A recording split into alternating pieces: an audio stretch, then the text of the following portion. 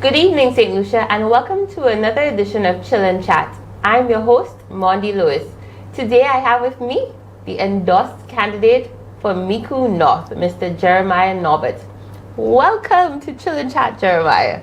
Thank you, Mondi. It's a pleasure to be here. Great. Finally, a candidate for Micoud North. Jeremiah, please, I think St. Lucians are dying to know about you. So tell us about Jeremiah Norbert. Mondi, I am 30 years old, a young man in the game. Currently the youngest candidate for the St. Lucia Labour Party. Nice. I am the eldest of 10 children. I'm from the beautiful community of Lapwet Monrepo in the constituency of Micoud North. During my formative years, I attended the Pastors Combined School.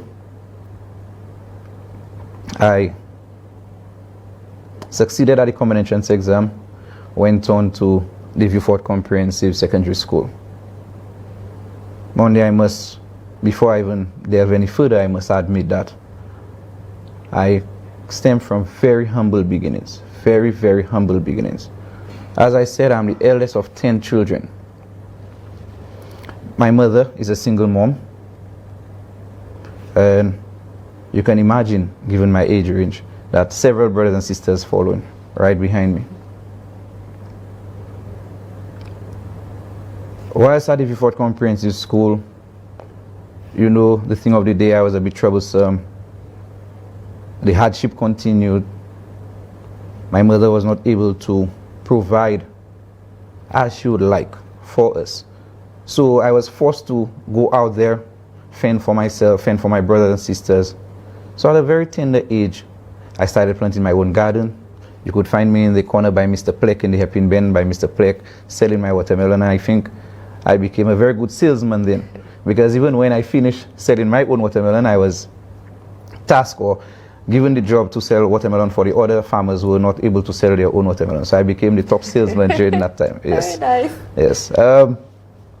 Also, whilst at the Vieux-Fort Comprehensive School, I developed a passion for sports. I took part in several sporting disciplines: cricket, football, athletics. And then I would go on to write on my CXCs. I was successful at that. And never did I ever imagine that I would have gone to Sir Arthur Lewis Community College, because we did not have the means. So I knew that Sir Arthur Lewis College was nowhere in the picture.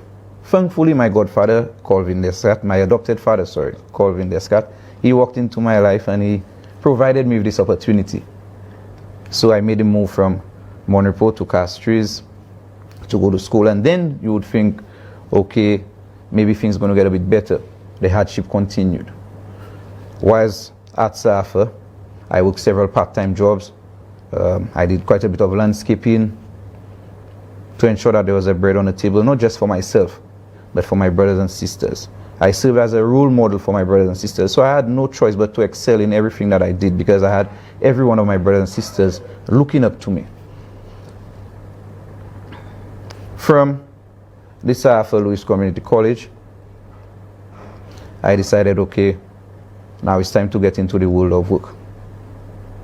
I aspired to be a lawyer, politician, and I must admit that from a tender age I had a very, very keen interest in politics. I would spend hours reviewing a video with, if I miss a debate of the House, I would spend hours, or if I miss the budget debate, you would find me with my pen and paper taking notes when budget debate is going on. And that was from a very tender age. When I left the Sir Arthur Lewis Community College, you know, at the time the perception was, okay, you left, you have your A-levels, you'll get a job in a bank or in a ministry, you know. At the time, these were the prestigious places you had in your mind. This did not work out the way that I planned. Only trying to get into the world of work was a difficult path for me. So I was in Monrepo, I went back to Monrepo. And if there is one thing I must say, that my mother has instilled certain values in us, that there's no shame in the game. So you do what you have to do. You ensure that once it's legal, you do whatever you have to do to survive. And this was my situation. I started working on a coal farm where I gathered coal, mined coals, packed coals in a bag for $20 a day. It was little money, but it was what brought food on the table. I brought my brother to work with me. At the time, the farm was in Piton, in Monaco. And we did what we were supposed to do to ensure that there was a meal was provided for our younger siblings and for my mother. And my mother kept encouraging us, she said, one day you're going to make it, one day, And she was that pillar of hope. She gave us strength. And God bless her soul, because this lady has done so much. And only one day, whilst I was on the coal farm, my mother called me, said, oh, well, there's something that she wants me to do. So I got home. When I got home, my mother gave me a form. Reviewing the form, I realized it's a form to apply to the Royal St. Lucia Police Force. So I felt, why should I fill this form? I never saw myself as being a police officer. That was beyond my imagination. Police and Jeremiah, these things did not fall in the same category. But to help fulfill my mother's wishes, I filled the form. Not too long after, I got a call. 2 police officers came. When they came to do my interview, my hands black, fingers black, toes black. You can see charcoal dust all on my face. They came, they interviewed me, and then they left. Not too long after, Monday I got a phone call saying that I made it to the police training academy and training starts on a particular date. And there were some prerequisites, some things that you're supposed to get before you come to training school. You need your white pants, your white socks, your white shirt. Try as I may, I went to training school. I did not have the finances to buy the white pants, the white shirt, the white socks, the white shoes. So I can clearly recall that when everybody was dressed, they look immaculate. I'm walking out with a little bit of, a little timid, because my socks were a bit cream, shoes cream, because these were the same shoes that I used whilst I was at secondary school. And whilst there was this instructor, Diana Furniss, and Miss Furniss ensured, she is also from the constituency of Micoud North, Norbert to be exact, and she ensured, she took me under her wings. She provided me with the necessaries because she understood the situation. And this is what I admire about the people from Micoud North. They acknowledge the need and they provide you with whatever it is you need. And I went through training school. You can imagine when the students introduce themselves, I was with children like Randy Alexander, and when they introduce themselves, they say, oh, I have a bachelor's degree in this, my father is this, and you can imagine the accolades that come with the introduction. I was just another young boy from Monaco. That's what it is. That's all it was. There was no title behind the name. It was just another young boy from Monaco. However, this did not stop me. This is not what was instilled in me remained in me.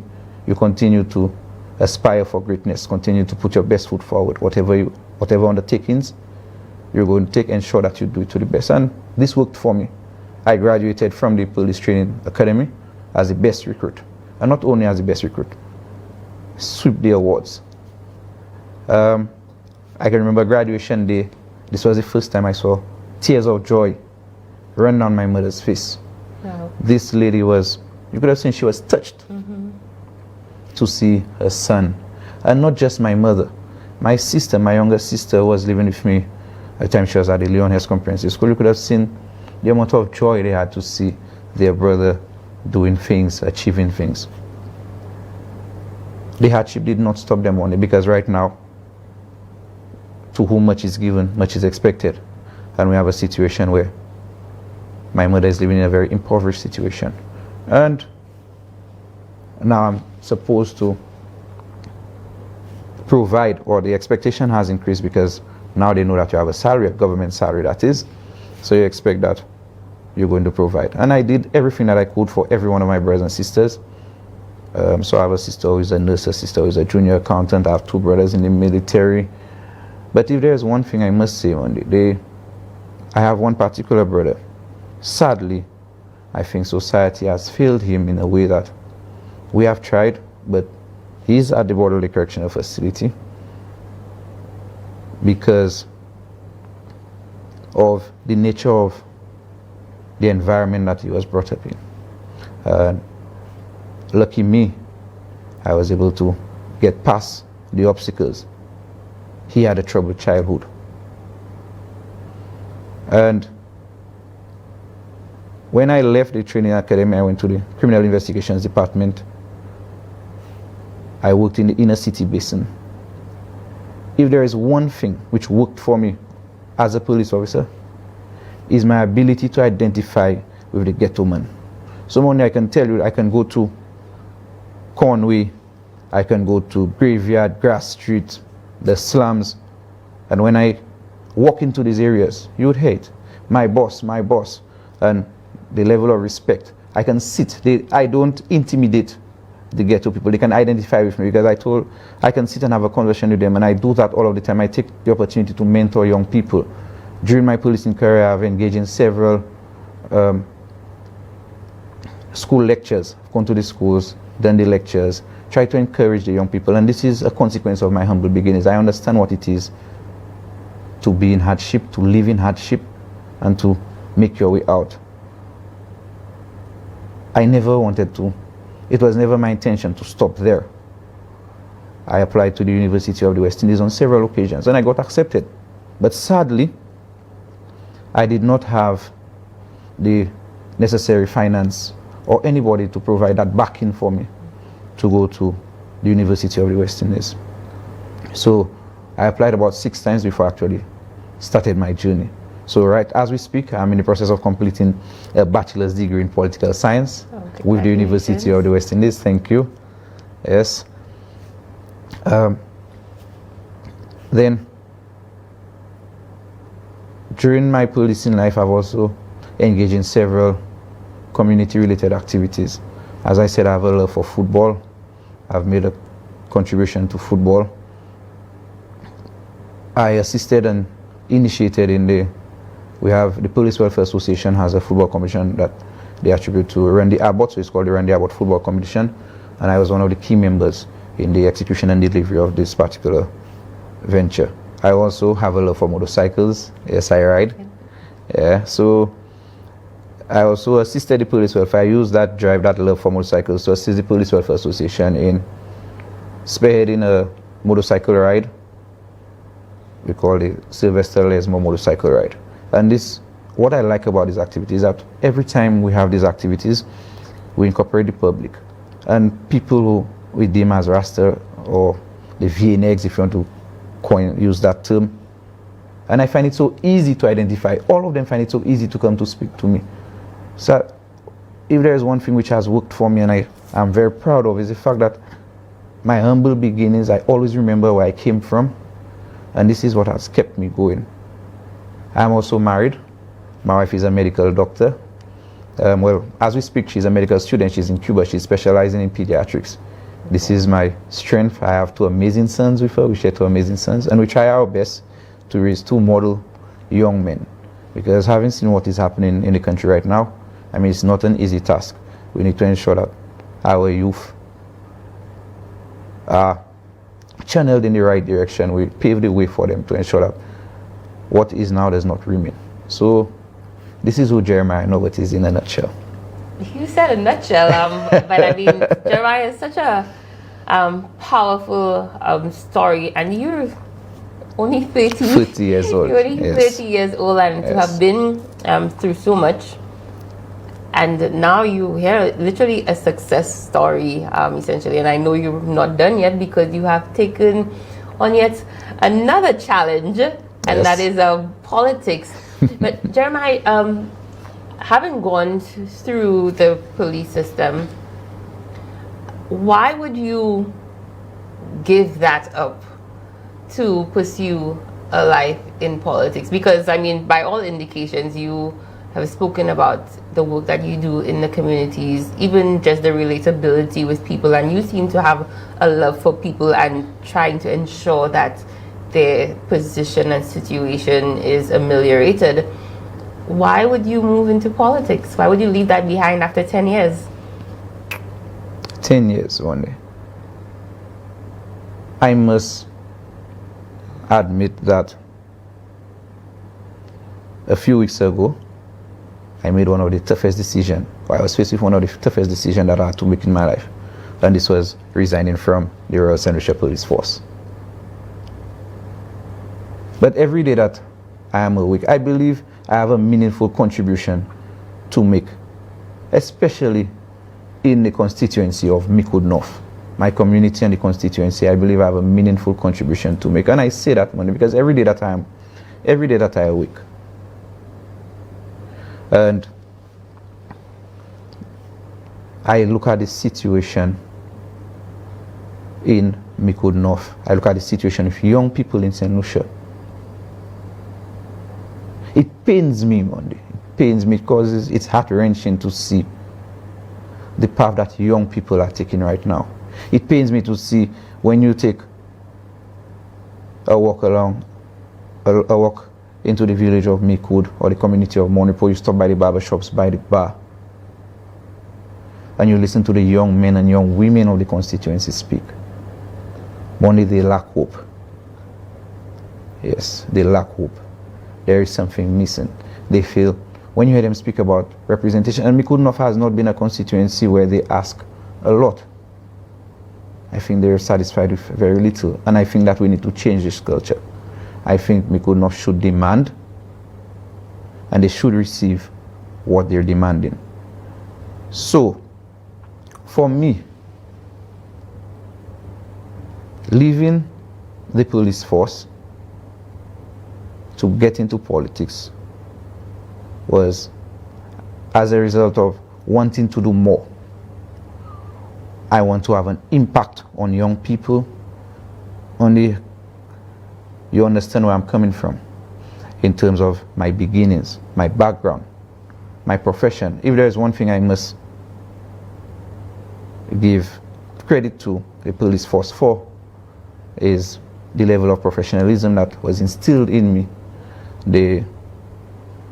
I miss the camaraderie, I must admit, but the police force did a lot for my personal development, and I felt that it actually paved the way for me getting into politics. Only if you go into the Micoud North is a constituency which has thrived on agriculture. Agriculture, when you look at the fishermen, the farmers, especially if you go down to Prale, a fishing village, and you look at the situation right now with the sargassum. One day you go down to Micoud and you listen to the fishermen, the plight of the fishermen. They're begging for a jetty. They're begging for meaningful things in the constituency. And with all their rights. You look at the fields in Micoud North. Right now, only what made me a sports person is the fact that when I left school on an afternoon and I got home, there were many, even if it was sub-level playgrounds and fields where you could go and showcase your talent, showcase your skills. And this is why, if people know Micoud and Monipo to have very strong sporting backgrounds. Look at the likes of Gary Maffrey. We've produced some very good sportsmen and women. As of recent, Micoud North, I think Micoud proper would have won 2 black hat competitions. And I mean, this is something I'm proud of. But looking into the future, they were able to win this competition because they had accessibility to the fields, to the playgrounds. And I'm all for development, all for development. I see, when you look now, you see that the field is being redeveloped and they're putting artificial surface on the field in Micoud. But where will you train? Because you're not allowed to train on these fields. These fields are for official games. Okay. So when you take away a field which is used on a daily basis for training, and now that you've developed a field and you've not made any arrangements for people to train, then you're taking away what keeps these young men together. When I look at the plight of young women, give my mother for instance, my mother is a single mom.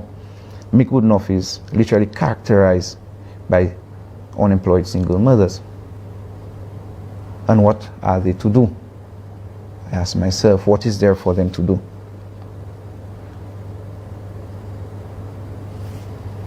There's a lot of despair.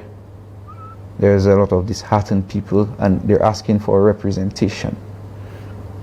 One day, the COVID-19 situation has caused the unemployment situation, especially in the Micoud North constituency, it has not helped the situation.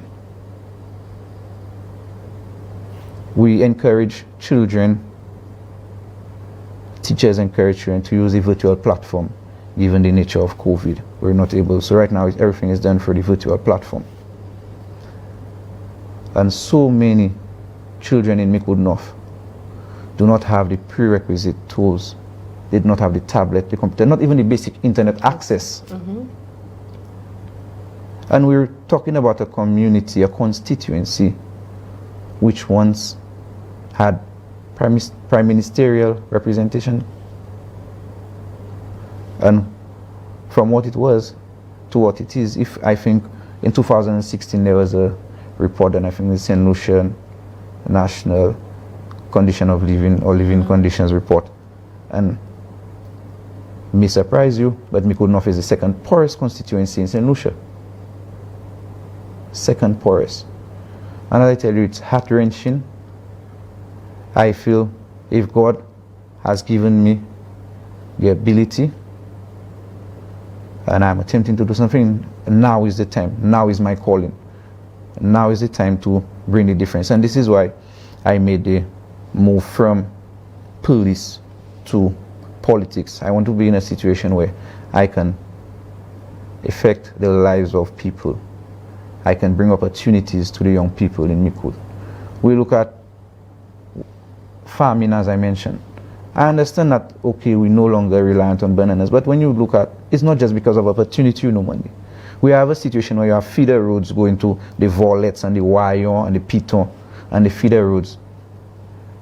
I can tell you, it's utterly deplorable. You cannot access your farm because of the condition of the roads.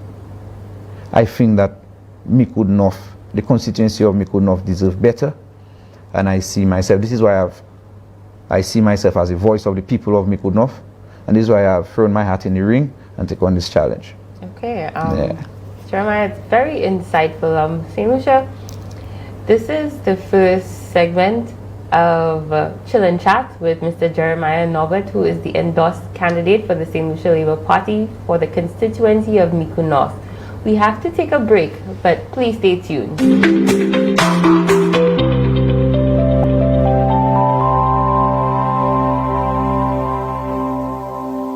Welcome back to Chill and Chat St. Lucia. I'm your host, Mondi Lewis. And again, my guest for today is Mr. Jeremiah Norbert, the endorsed candidate for Micoud North. So Jeremiah, before we went to the break, we were speaking about the issues which were facing residents in the constituency of Micoud North. And it's clear that you have definitely been on the ground. But what, again, is the reception by, I guess, your community folk with your announcement as the candidate for Micoud North? Is this something that people have always thought would happen? Good one. What would happen, Moni, when it was just hinted that I am a prospective candidate? I got several phone calls, several encouraging phone calls. You know, there was also the phone calls of concern. People were like, but you're leaving a 10-year job, you're settled, you have a family, a young family of that. You know what people think of politicians. You know, there were some concerns, and people expressed their concerns. Despite the concerns, the support was overwhelming. The encouragement, people called, kept on calling, and if there's one thing that I'm proud of, people felt that they trusted my ability to bring change, the much needed change to Micoud North, and they expressed that in their conversations with me. And I think this was very encouraging for me. This made it even easier for me. I mean, what they've been asking for in Micoud North is for some form of representation. And I understand why they're asking for that representation. I'm a product of Micoud North. I grew up in Micoud North, and I can tell you exactly what it is, what the situation on the ground is right now. Is a lot of disgruntlement and despair, lack of hope, and you can name a few other things. But the reception generally on the ground has been very encouraging. Notwithstanding that Micoud North is a stronghold UWP area, however, I think people think if ever there is a chance, now is the chance, now is the time. And this, as I mentioned to you earlier, this is very encouraging. I think this makes the work even easier for me in terms of, I feel there's purpose in what I do. There's purpose in the journey that I've embarked on. People are looking for that difference, and I see myself as bringing that difference to the people. So, as I said, I must admit that it has been very embracing.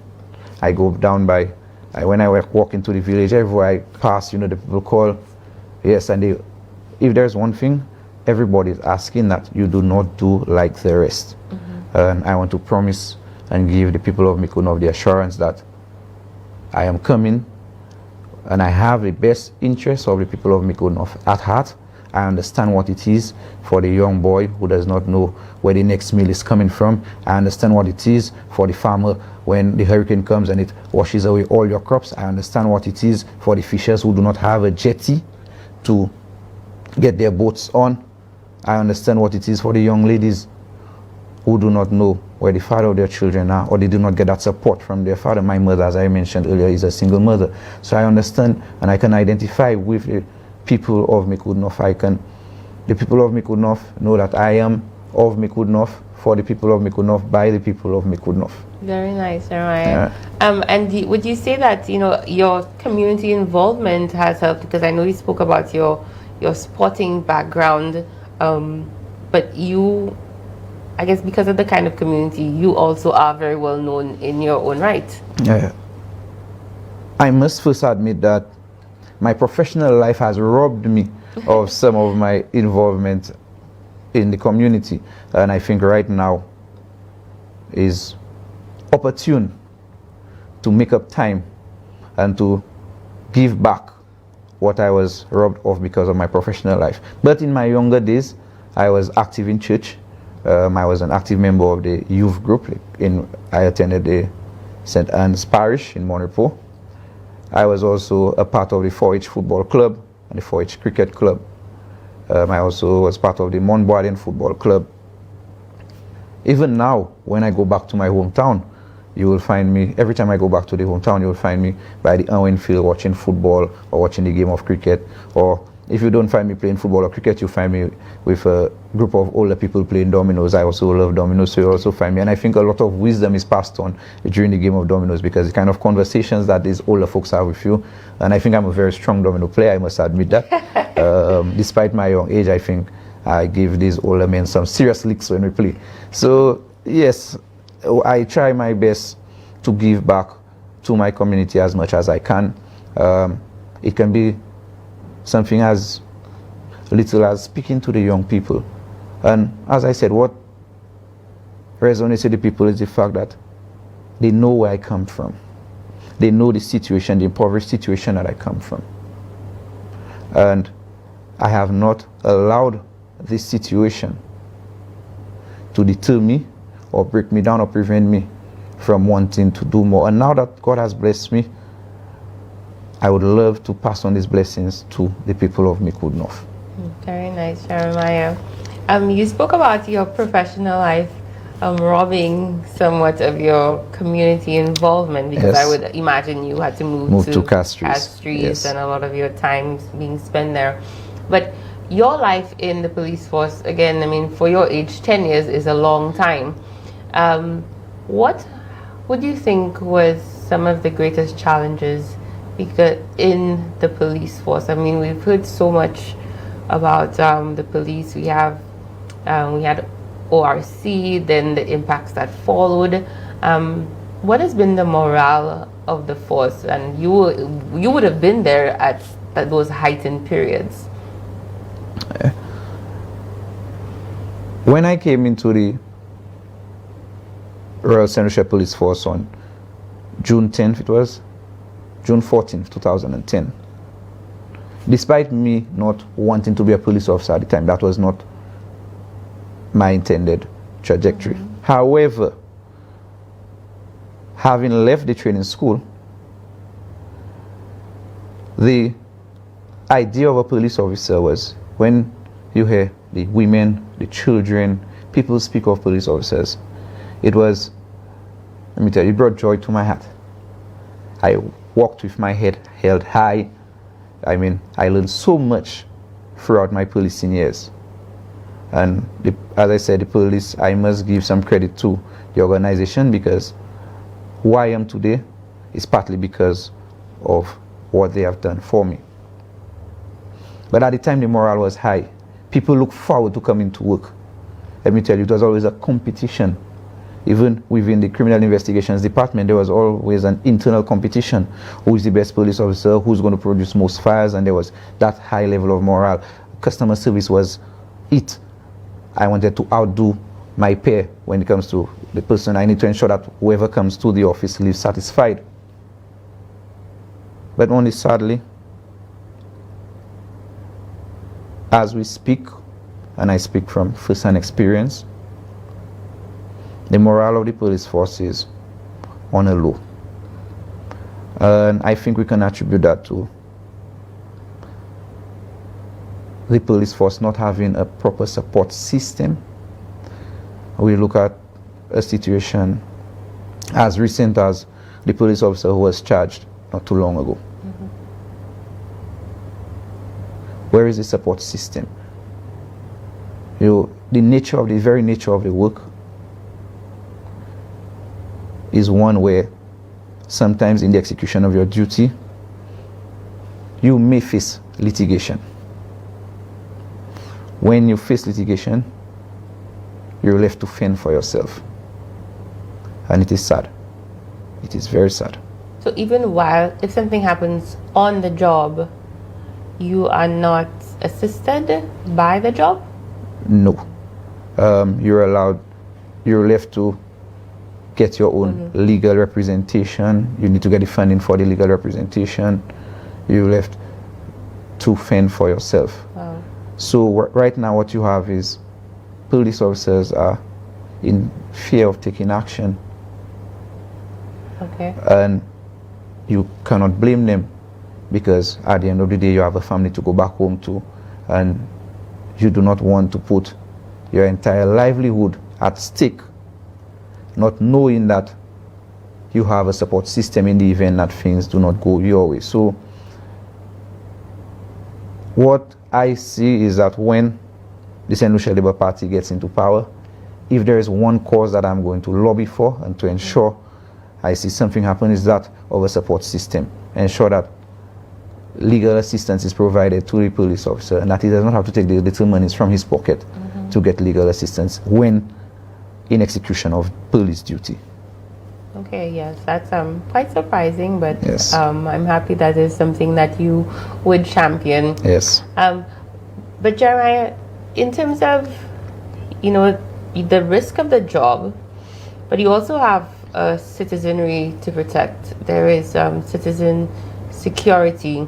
How do you feel that the police have been either executing that duty, and what do you think also is the citizens' role in law enforcement? Only the police is charged with the responsibility of providing security for the general populace of St. Lucia. However, the police cannot do this job alone. You must give credit to the commissioner and to just the general police force for always consulting and engaging with the public when bringing out new initiatives. And right now, I think everything for the police is about having the community involved. And this is a very important aspect of policing. I think when the community feels like they're part of the police and the police are part of them, then it's easier. You get, they express their confidence in the police. People come out, they give information to the police, so we have better solve rates. It works better for the entire scope. I think that the police is doing a very good job as we speak. Kudos to them. And they continue to do a good job despite the limitations, despite the difficulties, especially given COVID-19. The realities of COVID-19 has brought about its own challenges, even to the police force, in terms of manpower and resources. However, they're doing the most that they can with the little that they have, and I must applaud them for that and ask them to continue to endeavor along that journey. But what I would like to do is to continue to encourage the members of the public to work with the police, because it's of paramount importance. When, as I mentioned earlier, when you have the police working with the public, you have a better society, you have a safer society. Okay. And you speak about better society, better policing, but we've seen a steady rise in crime. I know that it is probably not the job of the police in terms of preventative strategies, but if any, what would you think would be some of the things that you would do to decrease crime or have less crime in St. Lucia? And I mean, I know you spoke very passionately about your brother, and a lot of this resulted from socioeconomic conditions. What do you think are some of the things that you would do differently to help our society? I think we need to delve into creating better socioeconomic conditions. We need to have opportunities for the young people, because a lot of this crime is because of the unemployment situation. People get desperate. When people become hungry one day, they resort to anything. And sad but true, they resort to crime. In order to help alleviate this problem, I believe that we need to take a deep look into providing ways and means to engage the young, because majority of this crime is around young people. You look at the age of the people who commit the crime, the age of the people who are dying. The victims of crime, perpetrators of crime, are usually very young people. And this is because of the lack. I think that we can attribute that to the lack of hope, lack of employment opportunities, and the result of these type of things. The desperate, you have a child to feed, you do not know where the next meal is coming from. And if we create these employment opportunities, I think that naturally we're going to see a reduction in the crime rate. I understand that right now it's a global crisis and we face economic challenges, but there are little things like mentoring programs, mentorship for young men, especially the young men. I think this can help go a long way, because mentorship would create that avenue where these men understand that you do not need to resort to crime. There are other places that you can invest that energy, you can channel that energy, channel that passion. Agriculture, Micoud North is the opportune place. There's so much land available in Micoud North, yet still we have so many people on the block, so many young men sitting on the block. And I don't think it's just because they do not want to work. I think we have not given them hope. We have not given them or provided them. I think if you present realistic opportunities to them, and they understand that if they go into agriculture, that they can actually make a livelihood, I think that they're going to gravitate towards that, and we're going to see less men on the block, less crime, less criminal activities is going to be recorded. Okay. Jeremiah, I mean, just listening to your story, you could have easily been that. you said single parent household, the eldest of 10. You could have resorted to that life. What do you think was that differentiation for you? What differentiates you, or what prevented you from going on that path? I attribute this to two things: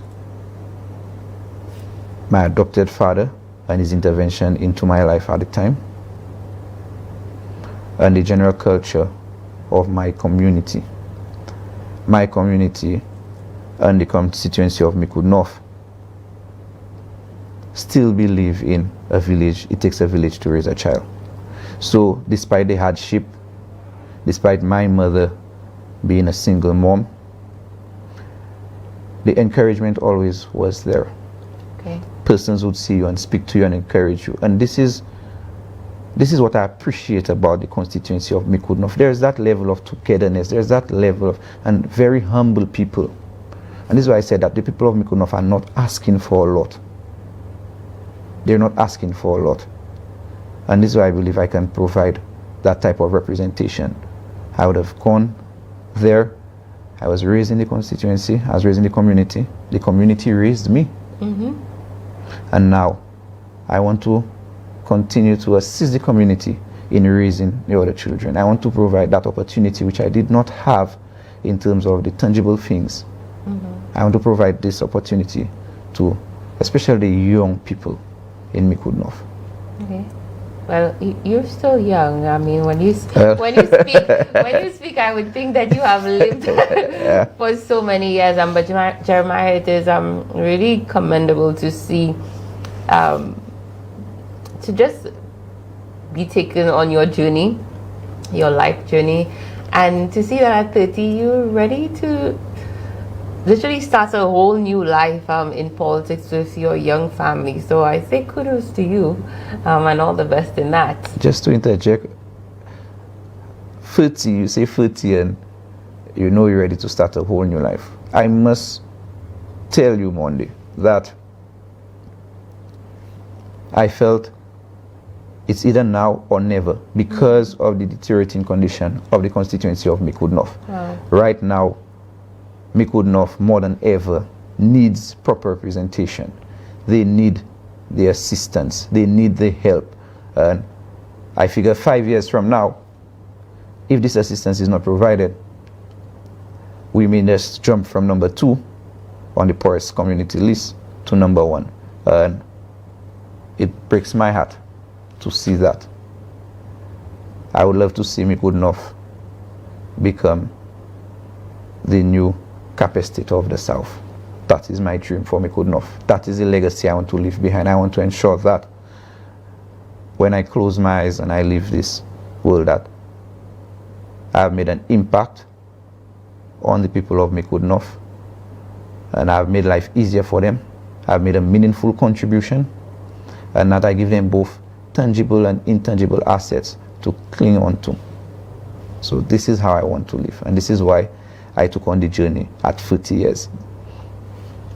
Very nice. Sinusha, this is Mr. Jeremiah Norbert, the endorsed candidate for Micoud North for the Sinusha Labour Party. I don't know if you don't know by now, Micoud North, this should be your next member of parliament, and he really is providing again yet another fresh breath of air, and the concern, the empathy for his community, which he says raised him. But we have to take a break, so we'll be back shortly.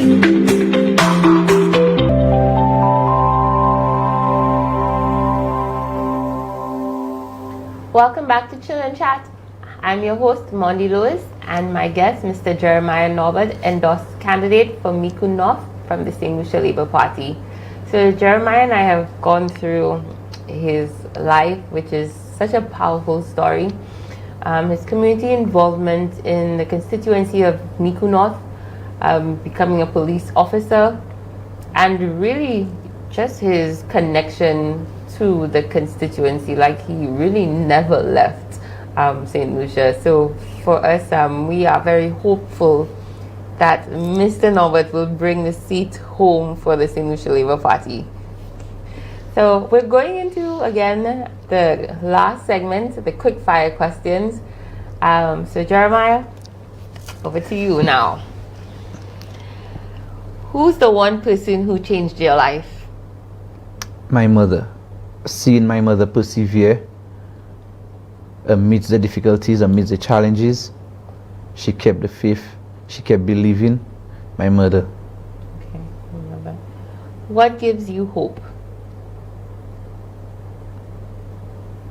What gives me hope right now is knowing that I can effect change.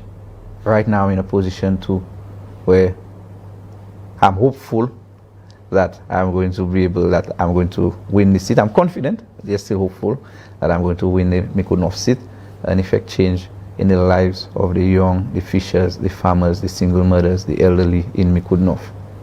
Okay, very nice. Finish the sentence. What St. Lucia needs now is? Change.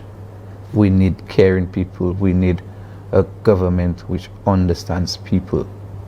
We need to ensure that people are able to eat.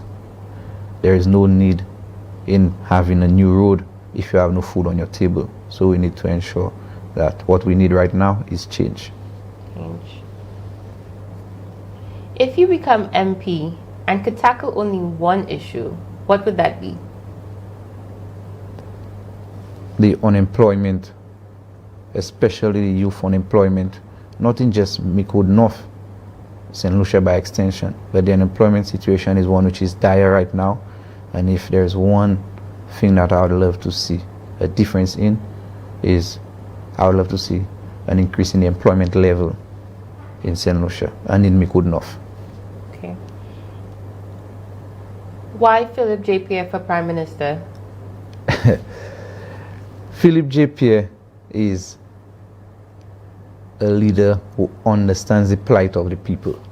Philip J. Pierre is a leader who cares. He has the best interests of St. Lucians at heart. And I say that because my interactions with him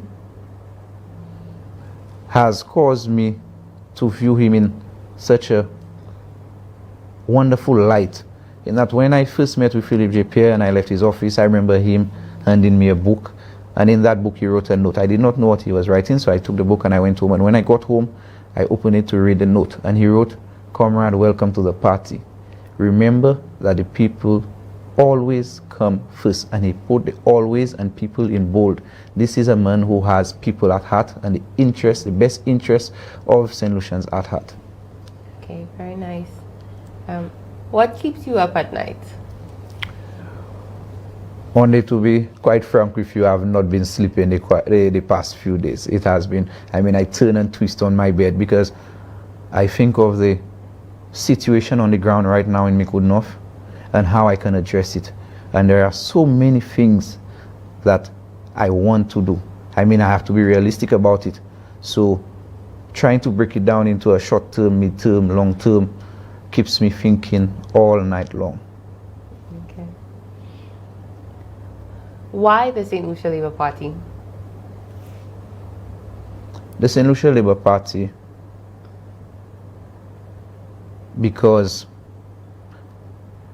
like the leader, the St. Lucia Labour Party has the best interests of St. Lucians at heart. If there is one thing I think I am certain of, is that if the St. Lucia Labour Party was in power as we speak, the people of St. Lucia would have been in a better place in terms of food on the table. And I think the St. Lucia Labour Party has, over the years, displayed good governance. And this is why I lean towards the St. Lucia Labour Party, and I joined the party, provided a home for me because their vision of good governance aligns with what I think good governance should be. Okay, very nice. Soca or dancehall? Dancehall. I'm a soca girl. If you could choose a superpower, what would it be? Oh, that's easy. To make dreams a reality. That I would love to have the ability to make dreams a reality, because there are so many people, especially in the Micoud North constituency, who dream big, who have so many plans, so many things that they want to do, and there is so much untapped talent in the constituency. And I think that if I was able to make these dreams a reality, right now, Micoud North would be a force to reckon with. Very nice. Last question. Journée Creole or Carnival? Journée Creole. And I think this is a consequence of me coming from Monrepo. We're more fan of food. So it would have to be Journée Creole for me. I mean, we come from somewhere where culture is engendered in the people, in the genes of the people of Micoud North. So I can tell you about what it is to farin and pear. And when Castries people eat farin, it's coming from the constituency of Micoud North or Dennery. It's coming from our hometown. So it has to be Journée Creole for me. Yeah, the roasted pigtail and the saltfish and the herring. These are things that you can come down to Micoud North to get the best. You can come down to the constituency of Micoud North and you're going to get the best thing. So it's Journée Creole for me all the way. Now I know. Yes. Now I know. That is it for our quickfire questions. Jeremiah, you have a very, some would say, daunting journey ahead. Micoud North, it is what seldom won, has it ever Never been won. Never been won. Never been won. By the St. Lucia Labour Party, and for you it is a now or never contest, as you would call it. But what makes you think that you are the right man to do it? Monday, my humble beginnings. I know what it is like for the young men and women in Micoud North who are unemployed. I know what it is like to not have food on your table. I can identify with the young men and women. I can identify with the farmers. I can identify with the single mothers. If the single mothers who do not know where they're going to get food for their children to go to school, they do not know how they're going to provide the next meal or the books that their children require, I can identify with that. I understand that I have lived that life. I have been part and parcel of that life.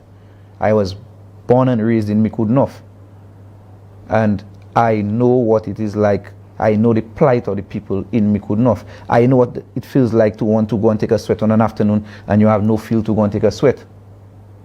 You pass in the constituency and you hear the people speak, and when they speak, I can relate to what they're saying because I have lived that life. From the teachers, the professionals, from the police officers, I can identify with them and I know their plight. I understand what they're going through, and I know that I can make a difference, a noticeable difference in the lives of the people of Micoud North. And this is why I've taken this daunting task, as you called it, to make a difference, to bring about some change in the constituency. What the people of Micoud North are asking for is just representation, and they want equitable representation. They need to, because as I told you right now, if I'm honest, there are things happening in Micoud North. There are projects being undertaken. There is infrastructure work happening. However, how many people in Micoud North are benefiting? And I see Micoud North. I have a vision for Micoud North. I look at Micoud North Monday and we have an airport which is strategically located. Everybody who lives the airport, majority of the people who live the airport, they go up north. And Micoud North is strategically located to be a benefactor of village tourism. And we have absolutely nothing. We do not get the US dollar coming to Micoud North. And I see myself as coming together, having an all-encompassing government, having an my vision is to have the indulgence and the engagement of the Micoud North people, not just impose things on them. I want them to be part and parcel of what is happening in Micoud North. And this is why I've taken this journey. This is why I believe that this is why I know that I am the man to bring about change. I cannot do it by myself. I need the help of the people of Micoud North. Micoud North is known to have several very educated people, very able people, resourceful people. And I think that if we come together in Micoud North, put our heads together, we can see a complete transformation of Micoud North. And this is my dream. This is what I want to see. This is what I'm heading towards. All right, Jeremiah. St. Lucia, more particularly Micoud North residents, this is your candidate for the St. Lucia Labour Party. And Jeremiah, it really has been an enlightening and even encouraging discussion with you. Thank you, And Mandy. I wish you all the best in Thank your you. endeavors, and looking forward to see you being sworn in as a member of parliament for Micoud North in the Thank near you. future. Thank you. St. Lucia, this has been Chill and Chat. Thank you for joining us.